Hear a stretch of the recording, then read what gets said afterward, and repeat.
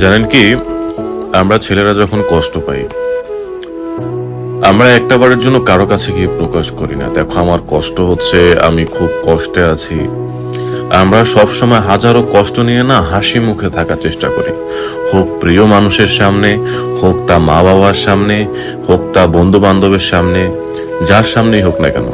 ছেলেদের কষ্ট কখনো কেউ ফিল করতে পারে না, আর না তারা কাউকে বলতে পারে। ছেলেদের সবচাইতে কষ্টের জিনিস হচ্ছে এটা। সবাই বলে না, মেয়ে হয়ে তুমি বুঝতে পারছো তুমি পরাধীন, আমার মতে তুমি হও না ছেলে, তুমি বুঝতে পারবে রে বোন বাস্তবতা কত কঠিন। আমাদের জন্য করার মতো কেউ নেই, নিজেই নিজের শক্তি, নিজেই নিজের সব। একা একা নিজেকে চলতে হয়, একা একা সবকিছু করতে হয়। এই আমাদের জীবন, চলছে চলুক, মানিয়ে নিচ্ছি, চলিয়ে নিচ্ছি।